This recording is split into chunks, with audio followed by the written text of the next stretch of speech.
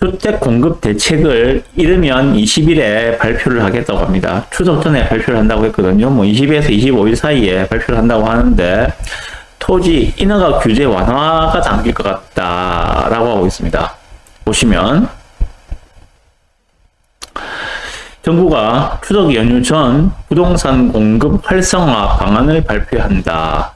공급 대책은 금융 지원과 비금융 규제 완화로 나눠서 마련될 것으로 전망한다고 합니다. 정부도 제가 몇 번 말씀드렸죠. 서울 같은 경우에 입주 물량 부족 구간이 이제 내년부터 시작된다. 경기도 같은 경우에는 25년도에 입주 물량 부족 구간이 심각하다. 예. 그러면 올해 이제 최근에 인허가 물량을 보게 되면은 작년도 올해 인허가 물량이 형편없이 떨어지고 있습니다. 인허가 물량은 최소 4년에서 5년 뒤에 입주 물량으로 바뀌는 물량인데요.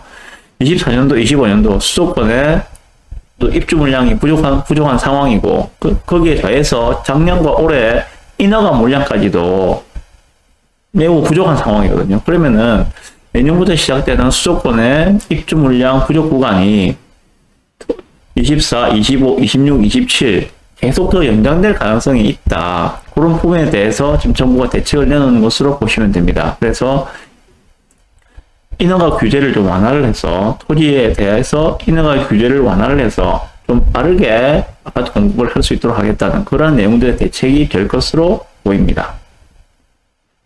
그래서 정부도 이제는 알고 있다는 것들이죠.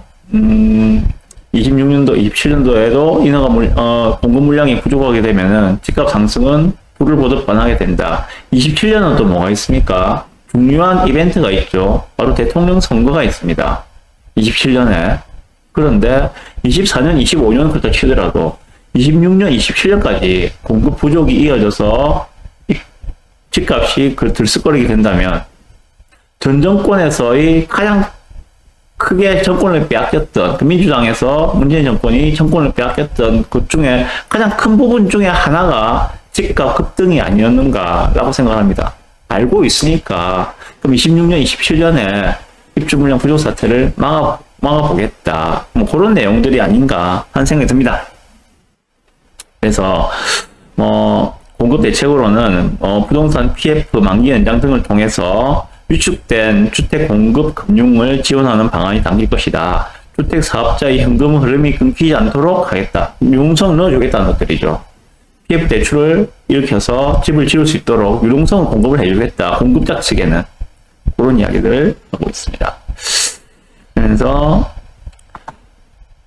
원영 장관의 이야기는 시장이 심리에 너무나 민감하기 때문에 잘못된 신호를 줄 수 있는 부분에 대해선 특별 관리에 들어간 상태, 금융감독원 등의 지침을 엄격하게 대출을 줄여간 부분이 의도와는 다르게 공급 금융을 위축시킨 부분이 있는지 전반적으로 보고 있다라고 하고 있습니다. 그래서 의도와 다르게 부실한 데는 안 해주는 게 맞겠지만은 의도와 다르게 유동성이 들어가지 않는 부분에 대해서는 정책적으로 풀어보겠다. 그런 내용으로 읽힙니다. 그리고 금융 지원과 함께 규제 완화를 통해 예정된 공급 물량을 앞당기는 대책도 예상된다. 자, 보시면 과거에는 공급이 충분하다고 거짓말을 하다가 문재인 정권에서 뭡니까? 김현미 장관이 한 이야기죠. 정부 당국이 시장의 신뢰를 잃었다 하면서 대책이 한 박자 늦거나 한 박자 빠를 수는 있지만 시장 신호를 뭉개거나 정부 정책 방향을 우기면서 가지 않겠다라고 하고 있습니다. 정확하게 보고 있는 것들이죠. 정부에서는 27년 대선을 전후로 해서 집값이 공급 부족이라는 이유 때문에 집값이 급등하는 것은 막아보겠다 하는 그런 의도로 보입니다.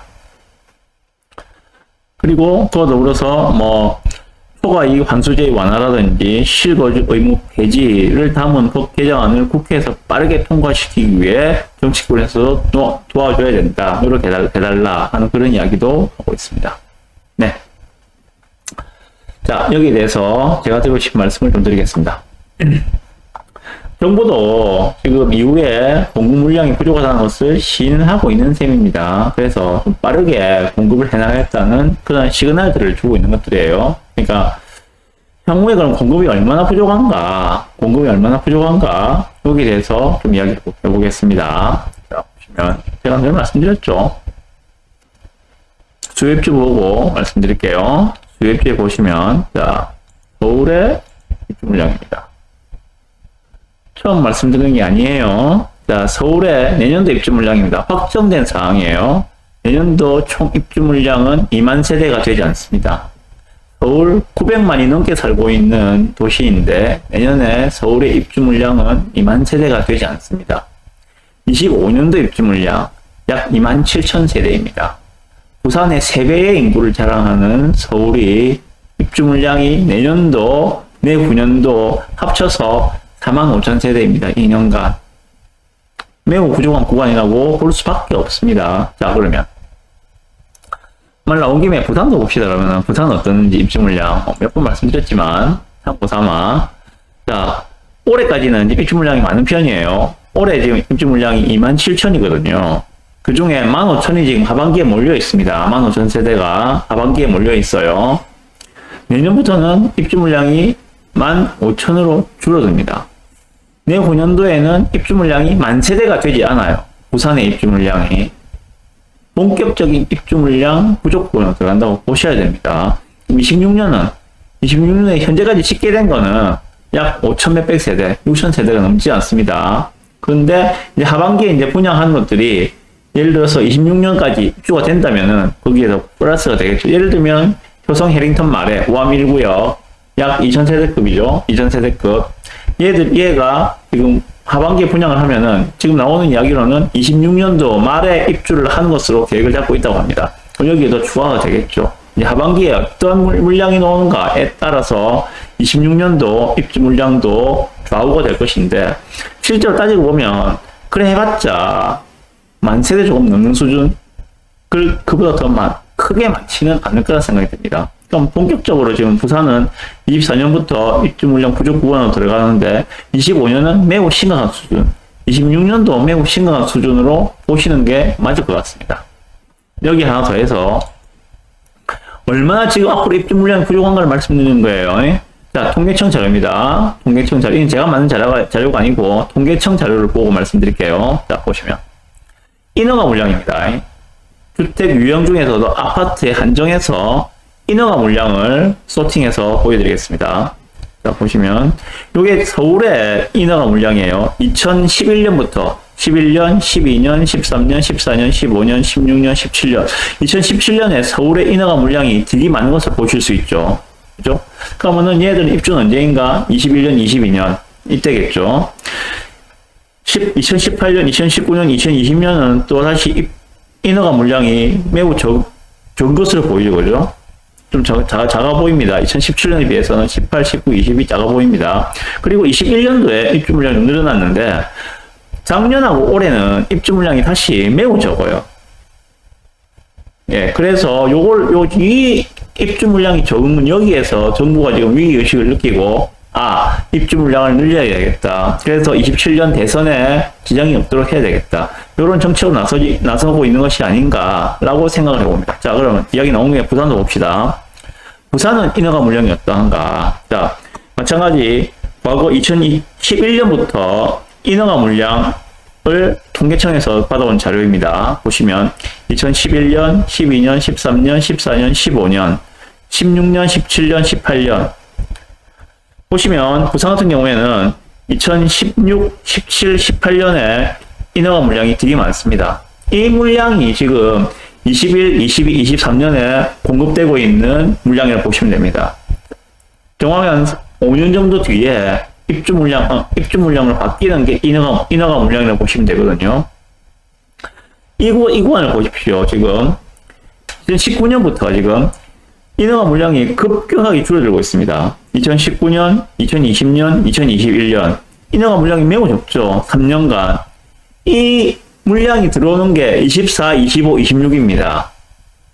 그래서 19년부터 21년까지 매우 부족한 인허가 물량, 얘들이 입주를 바뀌는 게 24, 25, 26년이에요.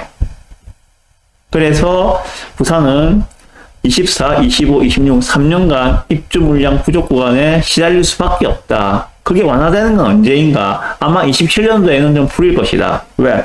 이거 보시면은 22년도 인허가 물량은 제법되거든요.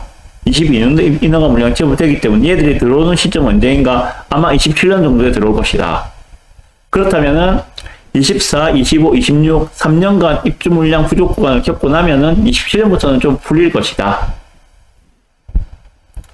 28년은 모르겠어. 어떻게 될지 모르겠지만은 일단 뭐 요 표상으로 볼 수 있는 거는 확인할 수 있는 거는 좀 그런 내용이 아닌가라고 생각을 해봅니다. 자, 일단 통계청 자료도 말씀을 드렸고 주택 공급이 지금 부족하다고 정부도 인식을 하고 있기 때문에 인허가를 좀 빠르게 규제를 풀어서 빠르고 신속하게 진행을 해보겠다. 이런 이야기들입니다. 그런 겁니다.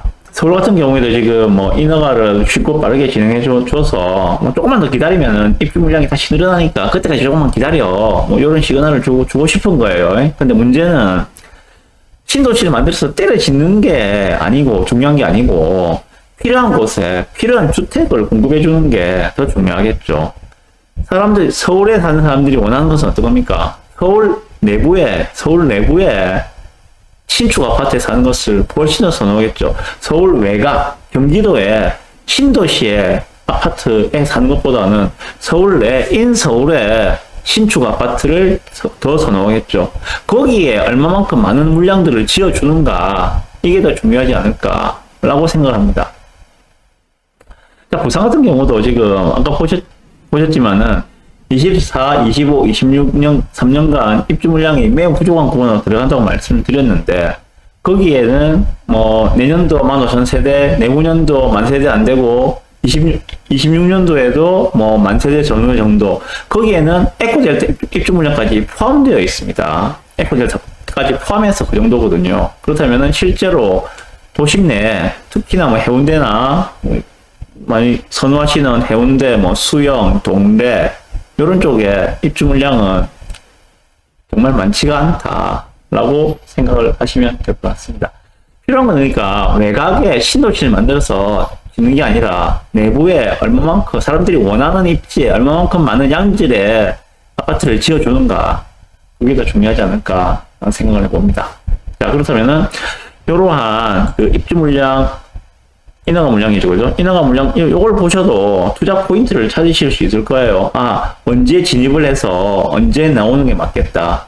적어도 투자자라면은 지금 시기에 진입하셔서 25년도 입주 물량이 매우 부족한 그런 구간에서 가격 상승이 예상되죠. 그런 시점에 매도자 우위 시장에서 빠져나오는 것이 훨씬 유리할 것이다. 저는 그렇게 생각을 해봅니다. 그리고 또 하나, 현재는 실거주장이라고 말씀드렸어요. 그죠? 실거주장. 그래서, 실거주장이라는 특성에 맞춰서 투자든지 내 집 마련이든지 하시는 게 좋을 것 같아요. 실거주자가 선호하는 것을 하셔야 되겠죠.